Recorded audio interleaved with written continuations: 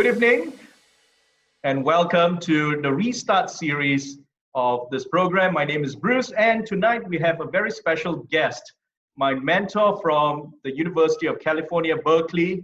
I'm supposed to be with a few colleagues, a delegation from Malaysia. We're supposed to be at Berkeley today. In fact, supposed to be the last day. Well, it's only Wednesday over there, so the penultimate day over at Berkeley, but none of them can take place because of the very topic that we're going to be talking about today, the COVID-19 pandemic. But before that, let me introduce to you Professor Mark Cooper-Smith, Faculty Director of UC Berkeley. Bruce, it's great to see you. I'm so sorry that you and your group aren't here. It's been a pleasure to welcome you a number of times to Silicon Valley in the San Francisco Bay Area. So in lieu of that, let's have a conversation about what's going on in the world. Right. Thank you. So before we begin, I'd just like to set a little background about Mark. He, is an educator, but he's also an entrepreneur, being at the Bay, being with 5 Fortune 500 companies as an executive. He has been with companies such as Sony, Newell Rubbermaid, and you have also had your startups as well, which you have successfully cashed out to Google. I believe that was WebOrder, right? Yeah, that's an e-commerce company that Google now owns. That's right.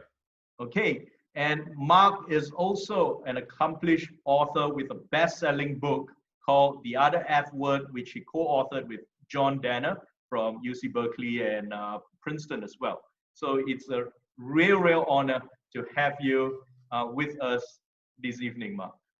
Yeah, it's great to be with you, Bruce. And again, I wish we were sharing dinner as opposed to sharing the Zoom call right now. Right, but dinner will happen, but it's just postponed to a date that we shall determine. Yes, exactly. And let's hope that comes soon. Right. How is the scenario right now? We were talking about the COVID pandemic. I remember the last I spoke to you, we set the date in May, and we thought that the United States would be the safest place to be.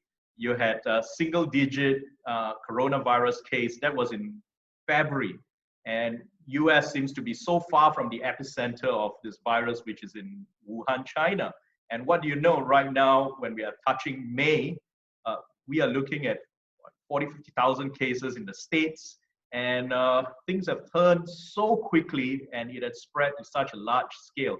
How are you and the people of America taking it over there in the States? Well, we can look at this in so many different ways. On a personal level, my wife and I are sheltering in place in our home in the San Francisco Bay Area. We've been housebound we're entering week number 8 right now. And we take this quite seriously. The University of California at Berkeley, where I teach, shut down some time back. We transitioned all of our courses to digital learning, and many of our students returned back to their home countries. I teach only grad students, and many of my international grad students are now scattered back around the world, whether it's China or India or Europe or South America. They're all around the world, yet we still hold class at our appointed times, which means whether it's morning, noon, midnight, 2 in the morning, whatever it is, I've got students beaming in. But here in America, as you've seen on the news, as you and I were talking about when we chatted last time, there's a broad spectrum in the way that we're reacting to coronavirus, to the COVID-19 virus. And we're getting COVID-19 fatigue. I think we're all getting fatigued. But here in America, we have a spirit of individual and personal rights, and people are exerting some of those rights in other parts of the country as well. Right, but I do see a bit of a paradox there. I mean, if you look at states such as California, where you are, and New York, these are the places where, it's considered a little bit more liberal and to the left. But we see when we deal with this coronavirus pandemic, it's these states that are what we say, a little bit more well-behaved and staying at home. What is your take on that? Well, I think that there's a couple of elements around that. And first of all, I think that's right. There's there's a big discussion around science versus politics, especially that takes place in our country. The scientists saw this early, reacted early, but some of our leaders maybe were a little bit slower to react and perhaps a little bit naive and optimistic about what all of this would mean. But there's also an element of who can more effectively shelter in place, who can take their work home with them and be able to do what they do from home. As I shared with you just a couple of moments ago, I'm able to take the work that I do, which involves hundreds of people every day in many cases, and transition to a completely digital world. It's not the same thing. I really don't like teaching these nearly as much as my interactions with my students and executives, but I can do that. My wife is an appellate attorney. She argued a court case this week in the Ninth Circuit, the Court of Appeals, and they did it essentially over Zoom. The Supreme Court is doing things over Zoom. So these types of profession, more white-collar professions, it's much easier for us to be able to take much of what we do, and we see much more of that on the coasts, and do that from our homes, to convert it to digital. But when we have jobs that require us to show up to work in manufacturing or assembly or processing plants or service jobs, you can't really do those jobs from home. And those are the jobs that also take place in many of the states that you're talking about, between the coasts. And those are the livelihoods in many cases that are perhaps most impacted. And as a result, that's where we're also seeing much of the resistance to this kind of shelter-in-place approach. I see. That's quite interesting. I mean, it's no point arguing about the coronavirus and who initiated. The fact is, it's here, living with us. And right now, you mentioned about who can take this better, and you're saying the states at the various coasts are taking it a little better. Can you give us a little bit on who will emerge? Who will tackle this pandemic better, and which industries will likely struggle, and what should they do in order to pivot so that they can sort of survive and sustain in the new normal? Yeah, let me come to that in just a moment. There was something as you were talking that I wanted to comment on, which is interesting about the structure of our politics. If you're looking at the U.S. from the outside, I expect that much of what you see are President Trump talking about, his thoughts on the coronavirus, some of which confound most of us, especially around things like disinfectants and those types of things. But the way that we're structured here is we have the federal government, which has a certain amount of control, but then we have all the state governments. We have 50 states and 50 governors, and the governors actually control what happens in their states. And each of them is worried about their election next time around. So they look at their different stakeholders, and we just talked about them, and they have to try and be responsive to their stakeholders, the people that will get them elected as well. So when we take a look at why different states are acting differently, some of it deals with our political structure and the political realities that the people who are governing at different levels deal with. And of course, we can take it one level down, and the mayors of our largest cities have some of those same types of issues. So that's just a little bit of the structural component, if you're looking at it from the outside, to maybe explain a bit of why some parts of the United States are handling this differently. So how should we view the United States? I mean, we look at Trump and his statements, and we actually have to literally watch both Fox News and CNN in order to get a balanced view. So what's your take on what's actually happening in the States? Well, I actually watch Fox News and CNN too, in part because Trump will only go on Fox News. So if I want to hear him getting interviewed, you have to go there. But it is amazing that you can have two separate news crews that are covering the same issues. And if you watch them back to back, it's hard to believe that you're actually looking at the same reality. And I expect looking at it from the outside, it must be even more confusing. So I think your strategy is actually probably the best one to look at both sides of kind of how America thinks, because we have Republicans and Democrats, we have Trump supporters and anybody but Trump supporters, and the politics have really fallen down along those lines. So I don't have more insights than you, except it's both nuanced and very stark as far as the differences between those.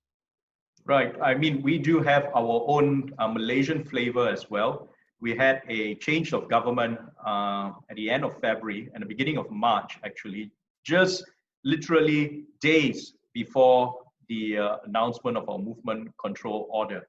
And just as recent as 3 days ago, we also have some skiffle between the federal government, who has announced that the movement control order will be eased, with businesses being allowed to reopen to get the economy started. But we have got the chief ministers of several states who says that no, we are not ready for it yet. The numbers have not fallen to a level that we are comfortable with, and they are still asking for businesses to stop. So it's not just an American phenomenon. I guess in our system we have that as well. So but you're running, yeah. So you have much of a similar structure and much of those regional differences too. Yeah, ours is the first past the post system, which we inherited from the British, unlike the electoral House system of the United States. Right. Right. Okay. So you had a question about what this means, right? What does all of this mean? Go ahead one more time. Right. So right now, the world is looking at United States a little differently right now because of what your leaders have mentioned internationally and shifting blame towards China. So you find the brand of the United States of America has taken quite a beating in the eyes of the world, particularly from us in the East. So what is your take on that, and what are you doing, given this development? So two things. Number one, it depends who you would ask as far as whether the brand of the United States has taken a beating, right? If you were to ask Donald Trump or our Republican friends, they would say, no, America looks stronger. I'm much more of a globalist than I am a nationalist from a perspective, so I would agree with you completely. I think it's always wise to say hope is not a strategy, but I hope we don't have 4 more years of the current administration. That would be my first element, and okay. I have a number of So you've made your political leanings very clear right now. Yeah, yeah. So that's the first one. But when we talk about what's going on globally, I think that actually addresses a much bigger issue. And I'm going to use that as a stepping point to perhaps not exactly the question that you asked, and you can come back to that if you'd like. I think that the coronavirus has actually brought forth some huge challenges and some nuances and different ways of looking at this whole issue of globalism versus nationalism. Because in an increasingly global world, we rely upon one another for those things that each of us does particularly well. In the case of the United States, we rely on China, for example, for masks and personal protective equipment and those types of things. And the industries that supported those in the United States were largely allowed to disappear. So it becomes a national security issue. Food security becomes another one as well, in addition to a trade issue. And I think that there's going to be, not just within the United States, but on a global basis, there's going to be a reassessment, given this pandemic, about the ability of countries, when something like this happens, to become self-sufficient. And that may lead to some structural changes, some incentives, some sectors that are going to get rejuvenated. So one of the things that may happen if you're an entrepreneur or a business person looking for opportunities might be to take a look at that and see if you believe that that pendulum is going to swing in your direction, and use that as a wind at your back. There may be more funding, there may be more favorable regulations, things like that. And I think it's not just going to be a US issue. I think we're going to see that globally. I think food security is going to be another issue that's going to come up as well, which may lead to more automation in much of food processing. Because if you do have pandemics and the food processing plants shut down, which is an issue we're facing here, then you really have a food security issue. Right. So you see this nationalistic, spirit rising even in the States, particularly not only in food, not only in protective equipment and medical supplies, even in terms of technology for 5G. And I think this was what triggered the trade war between the States and China as well. But do you really see this as nationalistic, as in US versus China, or do you see the rising of trade blocs around the world? Because you have seen Japan exiting China, and even China is looking towards Southeast Asia to provide manufacturing. So That's right. that would be a silver lining for us here in Southeast Asia, because most of manufacturing has moved down to Malaysia. But again, looking at the bigger picture, the global picture, how do you see it being played out? Because US, like it or not, you are still importing quite a number of these things. It's just that you don't want to take it from China. And yeah, can you just give us your insights? Well, a couple of thoughts on that. Number one, I think that some of that trend was clearly taking place before COVID-19 happened. Yeah. Right. As we had the trade war between the United States and China coming up, and there were various barriers and tariffs coming into play, we saw supply chains shifting from China to Southeast Asia and other similarly low-cost countries, which I think is good for the world in general. So that's number one.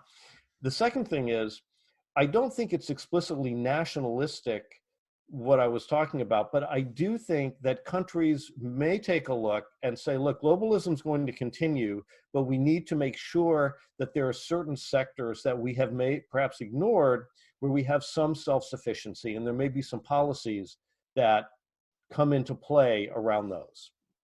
Right. So that's insightful from an analytical point of view. But you, as let's say an investor, or you as an entrepreneur, where would you put your money in the next 5 years, Mark? Well, so anywhere in the world.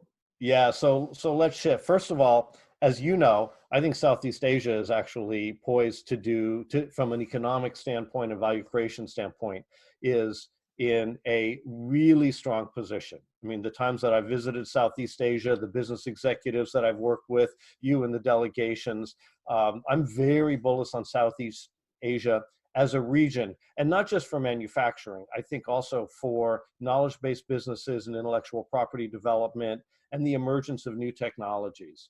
Part of that too is there are certain areas where Southeast Asia is still relatively greenfield, mobile first, things like that, where I think you're going to move much more quickly than the United States, Europe, and some of these other regions where there are a lot of incumbent technologies which slow us down. So that's one area that I think is really important. When it comes to where I would invest right now, if we take a look at what it means for COVID has been a massive accelerator of change in a bunch of ways. First of all, we're all going to look forward to get out again, right, when that happens. But if we think about what has COVID accelerated, first of all, it's accelerated the use for so many of us of various digital tools, like Zoom, the conversation that we're having right now, like e-commerce. Here in the States, Amazon continues to hit new highs. For example, from a stock price standpoint, they've actually changed their recommendation agents to recommend fewer products to try and get people to buy less, which is unheard of for Amazon, and we know that will change, but they're overwhelmed. So we've had a massive shift to e-commerce. We're also seeing the acceleration of alternative delivery mechanisms like drone delivery, which was years away. We're now starting to see some of that. So COVID has been a massive accelerator of emerging technologies in everyday life. It's been a massive accelerator of science. Some of the new vaccines, for example, that are being tested right now are entire new approaches that had been experimental, but it's forcing us to do that. And the one other thing, before turning it back to you, that I want to mention is one of the key things I talk about a lot is the adoption curve for new technologies, for new products. because I work with so many startups that are trying to get people to try new things. And there's a natural curve we go through where we have the innovators and the early adopters, and then the early majority, and then the late majority, and those slow late adopters and laggards. But what COVID has done for so many of us is it's forced even those laggards to much more rapidly adopt new technologies, like Zoom, for example, which means now that even those laggards that would hold companies back have everybody proficient in certain technologies, which allows for big changes. And I think as an entrepreneur, I would say what sectors have been impacted in this way?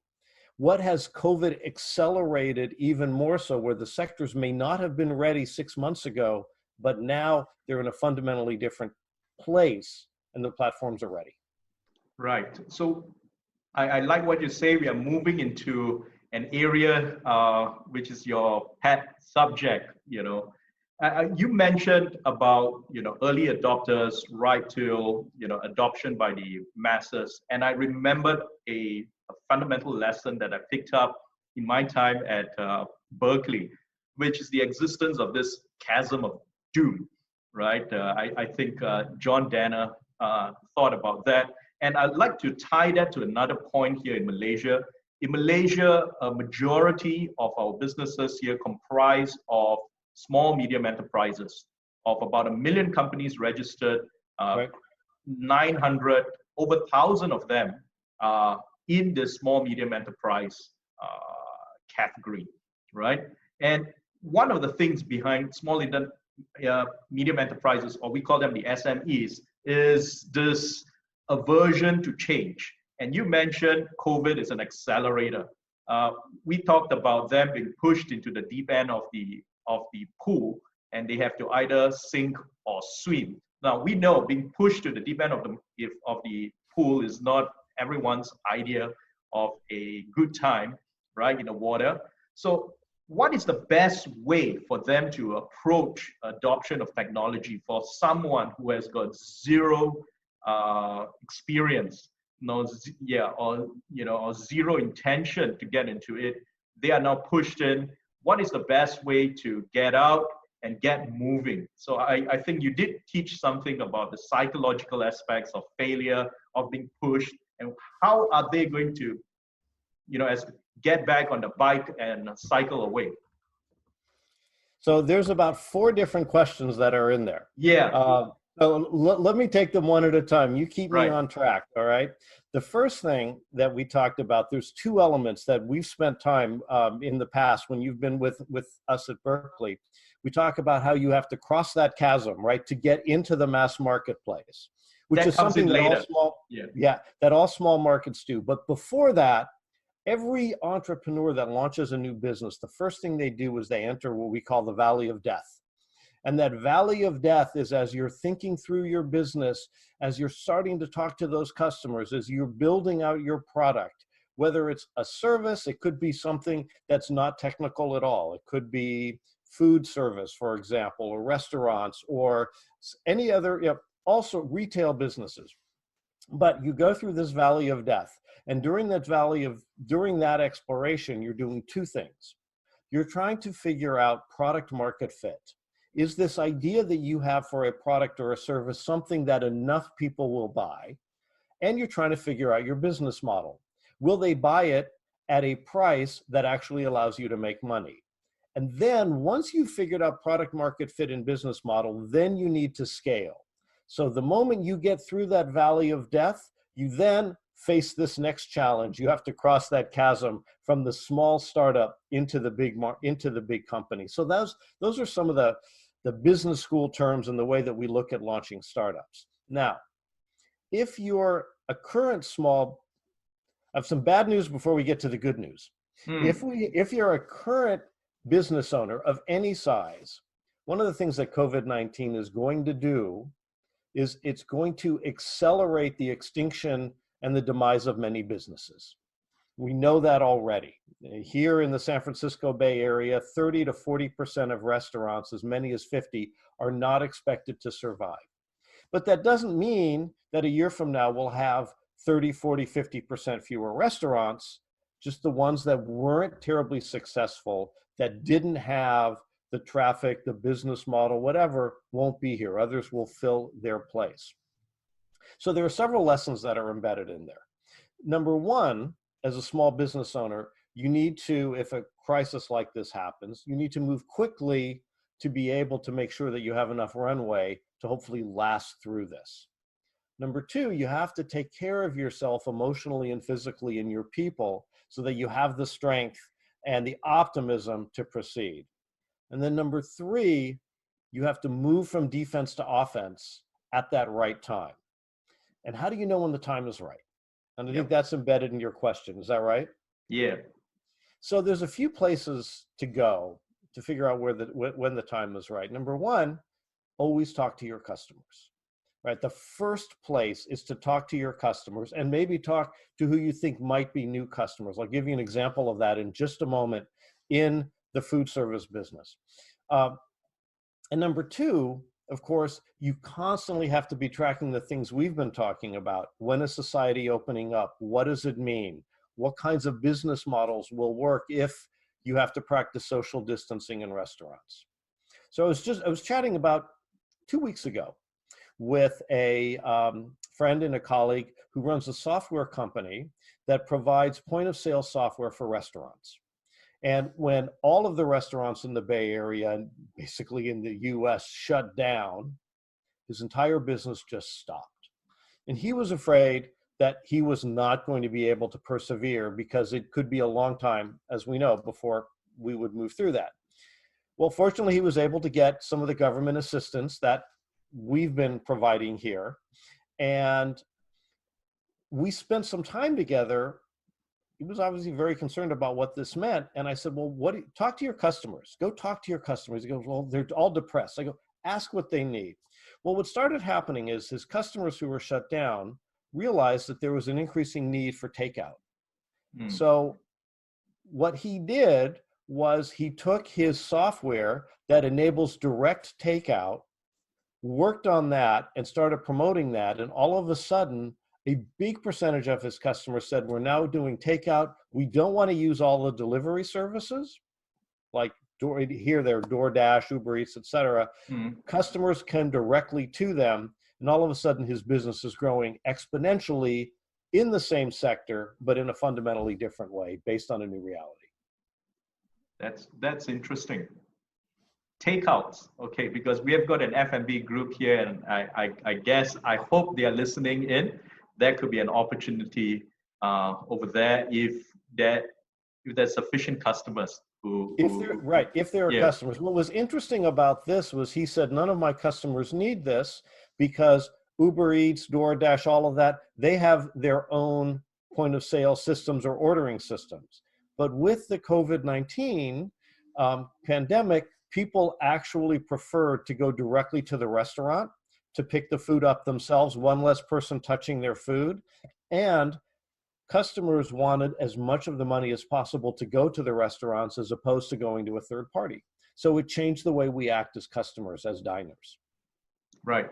And Mark, you have answered the first two questions, but as you have rightly pointed out, there's also number 3 and number 4.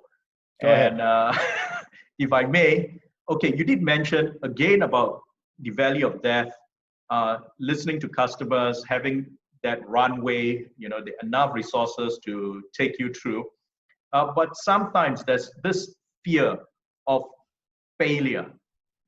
So as we are testing, it's the first time we are talking about a new normal or the next normal, and much of it is unknown. You could be making a few calls and you could get rejections.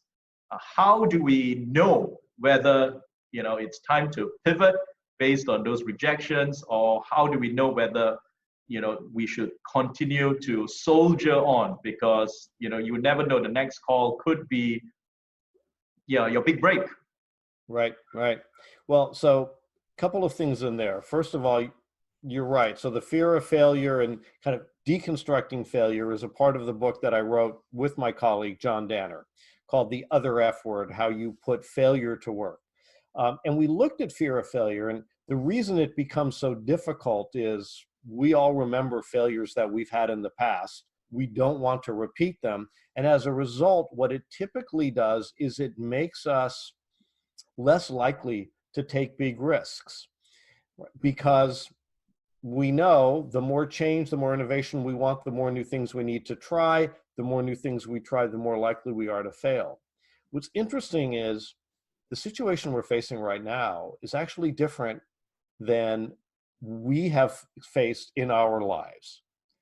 Interesting, I'll come back in a moment.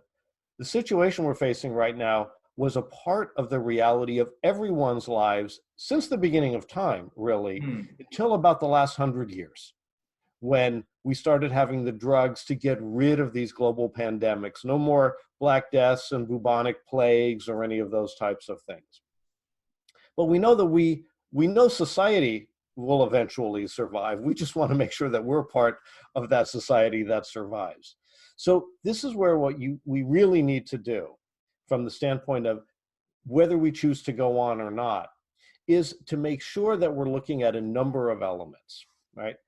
What changes are taking place right now, and are we capturing those? So this is looking at what's happening, for example, depending upon your business, in the digital economy, in your customers, what's happening with their purchasing power, when is your whole sector going to open up?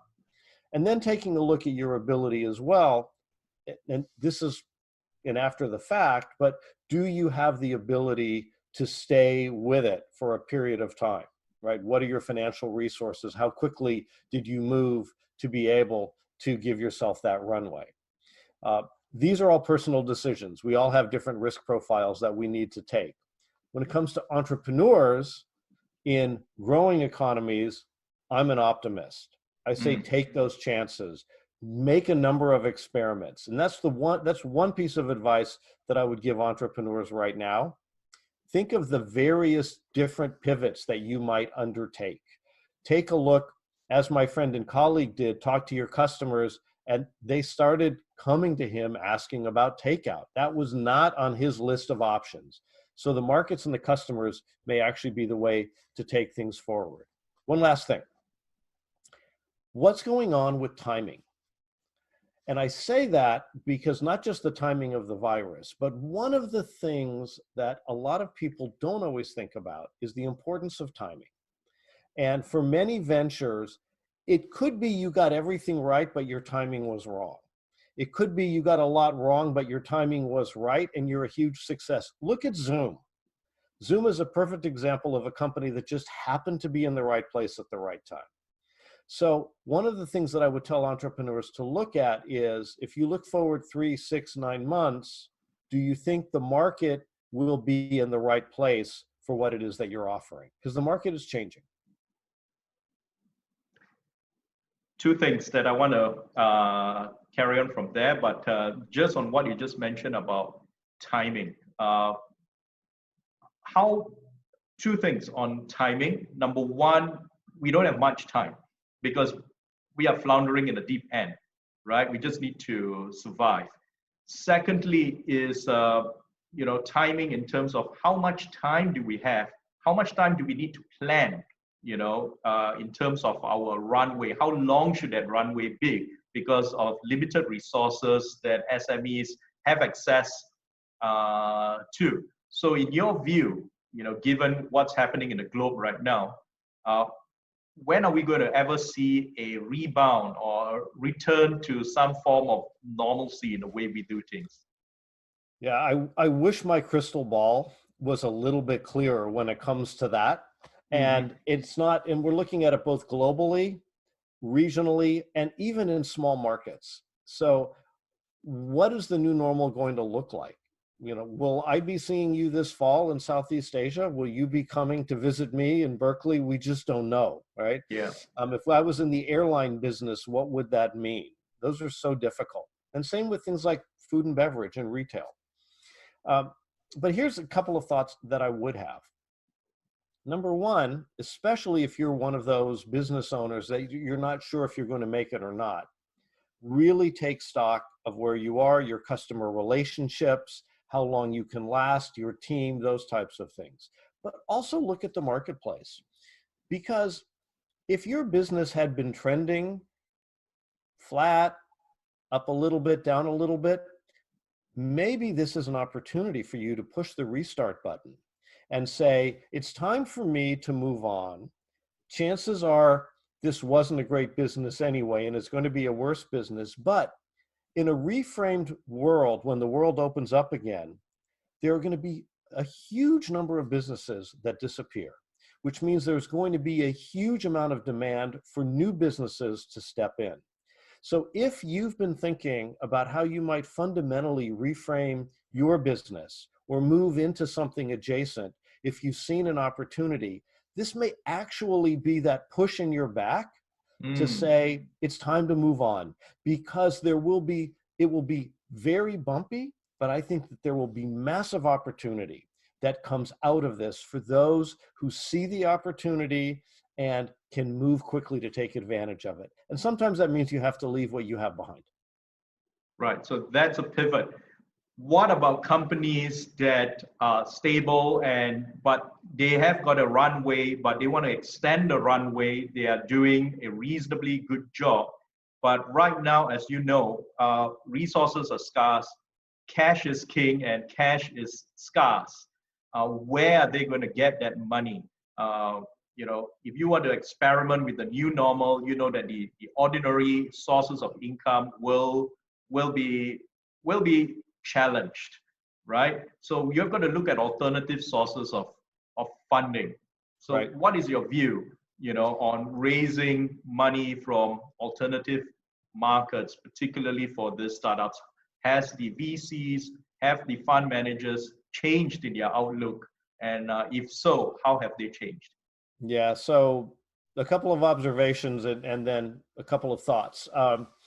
First of all, money is still continuing to be invested. I'm a limited partner in 3 venture capital funds. We have slowed down our investments. We have told and they're all early stage. We've told our companies to tighten their belts, which means if there are people that you're not sure about, if there are marketing plans, whatever, scrap those right now. Stay healthy. So there's 3 elements, right? Give yourself as much runway as you possibly can. And maybe we're starting to get past that now. That was advice I would have given a month ago. Do what you can to stay healthy and stay in touch with your customers. Make sure that you're in touch with your partners and customers, because insights will come from that. And then number 3, constantly look for new and emerging opportunities and test those as much as you can. And that includes testing with products. So if we take the lean startup approach, and let's say you say there's 3 or 4 opportunities that you're starting to see on the horizon, start to prototype those, especially if it's software or food service or a different concept or whatever it is, or different retail. Start to prototype those. So when people start to turn on the financial spigots, you're there with a ready product and perhaps some proof of concept, proof of demand. So I would very much encourage people to hunker down, but to not stop working. Right. Now, when it comes to another observation, so we're continuing to see financing take place early, mid, late stage. It's slowed, but it hasn't disappeared. I think certain types of capital, like private equity, are going to have to reconsider how they deploy capital, because many companies that have been owned or funded by private equity, which means there's a lot of debt and not that much equity, are going to need to seek protection. Here in the United States, J. Crew, which is a big retail chain and fashion chain, just declared bankruptcy this week. It's owned by a private equity firm. They have a lot of leverage, and they didn't have the cash flow through this to be able to pay the debt. So they have to fundamentally restructure. So I think some of the capital markets are going to fundamentally shift. And finally, the governments globally, and I'm not sure exactly what's happening in Malaysia and across Southeast Asia, but governments have definitely made money much more available, whether it's grants, forgivable loans, or low interest loans. And I would certainly look to that. Right. We've got our stimulus package as well that was announced end of April. Well, that can only take us so far. That gives us breathing space to move. We have come to the end of the program. A last question for you, Mark. What is your advice to Malaysian entrepreneurs over here? Very general question. You know, in order to get through this tough times, this valley of death, and until we so my experience with Malaysian entrepreneurs, so several. First of all, the last few years, I have seen an explosion in entrepreneurship, in optimism, in creativity, and innovation in Malaysia. I've seen it across Southeast Asia, but I've seen Malaysia perhaps move more quickly than any of these other areas. I'm very bullish, very optimistic about Malaysia. When you face a crisis like that, like we're facing right now, like this, it's a matter of retaining that optimism, but with a realism as well. So I would say, yeah, of course we have to shelter in place. We have to hunker down financially, but continue that optimism, continue that creativity, look to other markets, look to different business models, like my friend was in the restaurant business when he shifted to that. And know that on the back end of this, there is going to be huge opportunity. If your current business isn't working the way you wanted before this happened, maybe this is the opportunity to start to look a little more broadly and say, in a post-COVID world, more digital, maybe some different ways of thinking about manufacturing, could my business look like, and seize that moment. Right. Those are really, really positive words from you, Mark. And thank you so much. And I think on that note, we've come to the conclusion of the program. We have got, ladies and gentlemen, Professor Mark Coopersmith from the University of California, Berkeley, Haas Business School. And Mark, I've always wanted to do this. Let's just have that UC Berkeley. 1, 2, 3. 1, 2, 3. Bears. Go Bears. Go Bears. I love it. Right. That's the spirit to go. Yeah. So thank you so much for sharing. I just want to wish you all the best, and I hope you stay safe, and may God bless America. And we hope to see you very, very soon. Once this is over. Yeah. Thank you. Stay safe. Stay sane through all of this. I'm looking forward to getting together face to face on whatever side of the world we can. That's right. Thank you so much, and good night. Good night.